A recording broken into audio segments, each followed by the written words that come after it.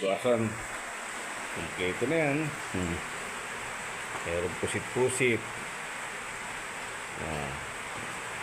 Ito pang rapala. Sibuyas. Wirik. Yan. Pusit-pusit. Ito pang tulingan. Ito yung parang 50 piraso ito na hindi naman ano yan, parang palangre yata. Ito yung tali niyan hanggang sa tagbang na ito, 1 kilo. Ito yung paluntog. Kasi ito yung sibuyas. Yan.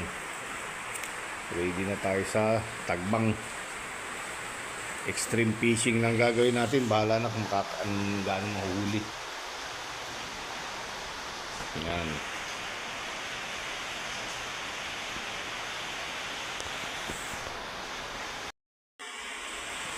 Yan. Ito pa. Manggamit niya. Yan o. Oh.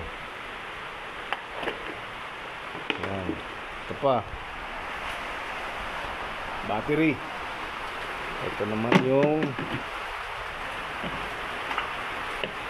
pangmatambaka. Kaskas. Oh. Tatlo yan. Tapos ito yung pang lapu-lapo. Kaya kung ano, mga snipe, bahala kung ano meron sa ilalim ng bahura. Ito naman yung mga jigging.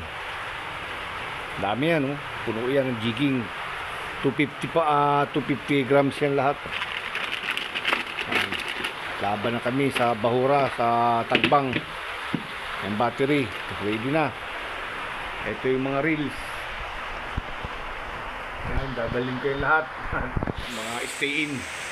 Ito pa. Ang malalakihan na yan.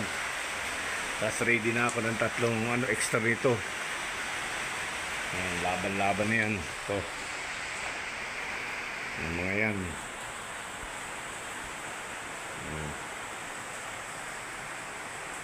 Ayan, lalagyan ng kitang. Gumawa rin ako ng kitang dito. Ayan. Ililipat ko to kasi hindi kasya. Meron pa ako isang rolyo, isang rolyong tali pa ito. Apaw na. Kaya ililipat ko doon sa itim na ginawa ko. Ito ang bandwidth niya, oh. Yan, ganun kalaki. Oh. Yan. Malaki yan, oh. Ilang inches yan sa kamay ko. Oh. 3 inches. Yan. Ito yung kitang ditali na yan, kitang dilubid. Yan, ililipat ko yan dyan kasi hindi na kumasya dito sa box na ito. So, sigurado naman kasi yan, dadagdagan ko pa kasi yung bingwit nun, oh. Okay, battery. Dalawa na yung battery. Oh, kita-kits na lang tayo sa tagbang, sa Kalmadahan. Sana makarami kami, mabalitaan ko kayo. Thank you.